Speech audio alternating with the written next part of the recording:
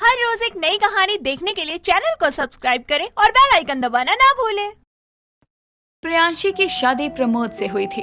उसकी किस्मत अच्छी थी क्योंकि ना उसकी सास थी और ना ही ससुर। बस घर में कोई कहने को था तो उसका पति और एक ननद गीता। लेकिन यहाँ इस कहानी में उसके ससुराल वालों की किस्मत कुछ खास अच्छी नहीं थी, क्योंकि प्रियांशी को सट्टे की आदत थी। वो शादी से पहले अक्सर सट्टे खेला करती थी, लेकिन अब उसकी शादी हो चुकी थी।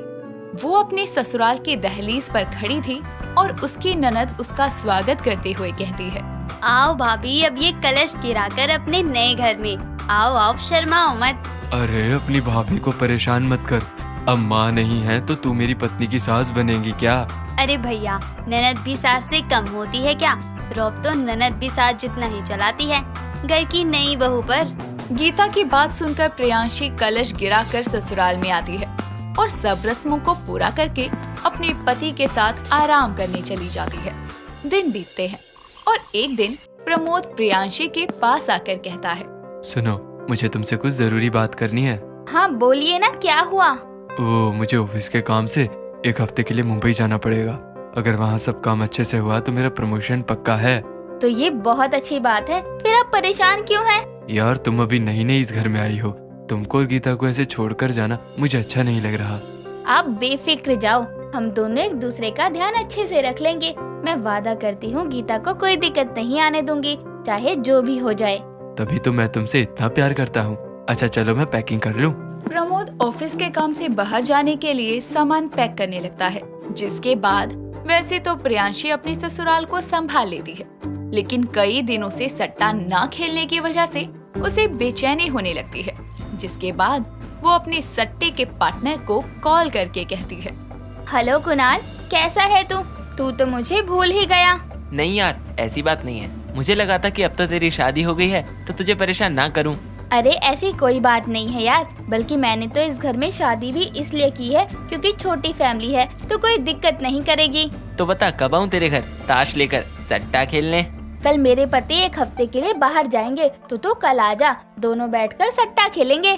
ये सुनकर कुणाल कॉल कट कर देता है और प्रियांशी भी घर के कामों में बिजी हो जाती है।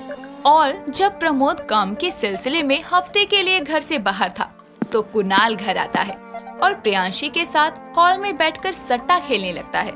प्रियांशी हर बार हार रही थी कि तभी उसकी ननद वहाँ आती है और उसको देखकर कुणाल का ईमान डगमगा जाता है और वो मन में कहता है, यार कितनी सुंदर लड़की है, मेरा तो कतई दिल सा आ गया इस पर। कुणाल ये सोचता है कि तभी प्रियांशी की ननद उसको सट्टा खेलते हुए देखकर वहाँ आकर उससे कहती है, अरे भाभी, ये क्या आप सट्टा भी खेलती हो? मुझे तो पता ही नहीं था। अरे नहीं नहीं गीता, तू जैसा सोच रही है वैसा नहीं है। ये तो मेरे बचपन का दोस्त है, हम बचपन में पत्ते खेलते थे। आज बहुत दिन बाद आया ये तो सोचा पत्ते खेलने बैठ जाएं और बोर ना हो, इसलिए पैसों का दाव लगा लिया। गीता को कुणाल का स्वभाव कुछ खास पसंद नहीं आता कि तभी प्रियांशी सट्टे में जीत जाती है और वहीं गीता अब अपने कमरे में जाने को होती है। तभी कुणाल उसे रोकते हुए प्रियांशी से कहता है, अरे प्रियांशी, ये क्या, तुम्हारी ननद तो तुम्हारे लिए बड़ी लकी है। देखो तुम कब से हार रही थी, इसके आते ही जीत गई। इसको बोलो यहीं बैठ जाए हमारे साथ, क्या पता तुम मुझे खाली जेब घर भेजो। कुणाल की बात सुनकर प्रियांशी लालच में आकर गीता से पास बैठने को कहती है और अपनी भाभी की बात मानकर वो बैठ भी जाती है, जहाँ वो दोनों ताश खेल रहे थे कि कुणाल जानबूझकर हार भी रहा था और गीता को देखे जा रहा था। थोड़ी समय बाद कुणाल अपने घर चला जाता है और प्रियांशी जीतकर बहुत खुश थी। दिन बीतते हैं और 2 दिन बाद कुणाल फिर से एक दिन प्रियांशी को कॉल करके कहता है, क्या कहती हो प्रियांशी, तुम्हारा पति अभी 2 दिन बाद आएगा। तुम बोलो तो मैं आ जाऊँ आज रात को तुम्हारे घर सट्टा खेलने।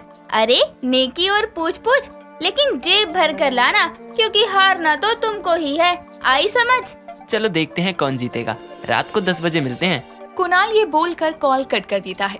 जिसके बाद रात के समय जब गीता अपने कमरे में सो रही थी, कुणाल आता है और प्रियांशी और कुणाल मिलकर हॉल में सट्टा खेलने लगते हैं। कभी प्रियांशी जीत रही थी तो कभी हार रही थी, लेकिन फिर एक वक्त ऐसा आता है कि प्रियांशी लगातार हारने लगी। जिसके बाद प्रियांशी कहती है, देखो अब ये खेल बंद करो, मेरे पास और पैसा नहीं है। मेरा मन तो है लेकिन मैं और नहीं खेल सकती। पैसे नहीं तो क्या हुआ, चलो सट्टे को दिलचस्प बनाते हैं। हम कोई चीज दाव पर लगाते हैं। अच्छा, जैसे क्या? देखो अगर मैं जीता तो तुम्हारी ननद एक रात के लिए मेरी। क्या बकवास कर रहे हो तुम? तुम्हारी हिम्मत भी कैसे हो ये सोचने की? सुन तो लो, और अगर तुम जीती तो मेरी गाड़ी हमेशा के लिए तुम्हारी। सोच लो, सौदा अच्छा है। कुणाल की बात सुनकर प्रियांशी लालच में आ जाती है, जिसके बाद वो खेल को शुरू करते हैं और प्रियांशी हारती है तो कुणाल कहता है, तो तुम हार गई प्रियांशी। अब तुम्हारी ननद एक रात के लिए मेरी हुई। तुमने ननद का सट्टा लगाकर गलती कर दी। कुणाल ये बोलता है कि तभी गीता वहाँ आती है, जिसने ये सब सुन लिया था, और गीता कहती है, ये मैं क्या सुन रही हूँ भाभी? पहले तो आपने किसी को ये नहीं बताया कि आपको सट्टे की आदत है और आपने मुझे ही दांव पर लगा दिया। ये सब कहने सुनने का समय नहीं है, चलो मेरे साथ। छोड़ दो उसको कुणाल, तुम मेरे दोस्त हो, मेरे साथ ऐसा नहीं कर सकते। अरे तुम्हारी ननद को हासिल करने के लिए ही तो मैंने ये सब जाल बुना था। अब तुम फंस गई तो अब चुप रहो। भाभी बचाइए मुझे, भाभी छोड़ो मेरा हाथ। गीता चिल्ला रही थी पर कुणाल एक नहीं सुनता और कुणाल गीता का हाथ पकड़कर उसे कमरे में ले जाने लगता है और ले जाकर जैसे ही दरवाजा बंद करने को होता है तभी प्रियांशी एक मोटा डंडा लेकर आती है और कुणाल पर बरसाना शुरू कर देती है।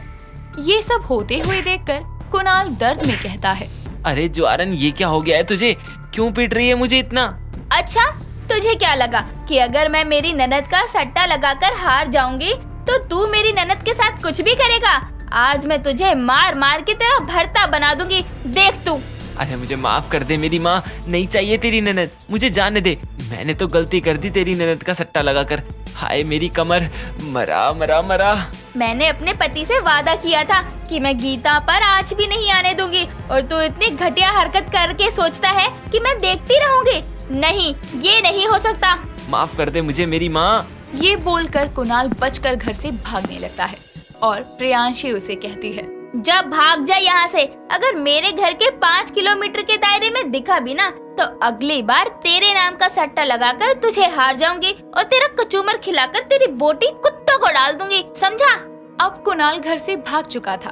प्रियांशी गुस्से में थी और गीता सहमी हुई थी, जिसके बाद प्रियांशी गीता के पास आकर उसे प्यार से कहती है, मुझे माफ कर दो गीता, मैं कुछ पलों के लिए बहक गई थी, लालच में और सट्टे की आदत में पागल सी हो गई थी।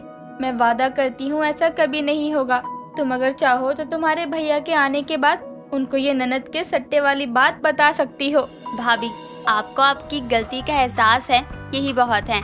ये बात हमारे बीच ही दफन रहेगी, लेकिन अगर आप वादा करो कि आप कभी सट्टा नहीं खेलोगी तो ही। मैं वादा करती हूँ गीता कि आगे से ऐसा कभी नहीं होगा, मम्मी कसम। भाभी, आपको आपकी गलती का एहसास हो गया, मेरे लिए यही बहुत है। ये सुनकर प्रियांशी को गीता गले से लगा लेती है और जिसके बाद वो कभी जो भी हुआ वो प्रमोद को नहीं बताते और इस तरह प्रियांशी की सट्टे खेलने की आदत भी चली जाती है।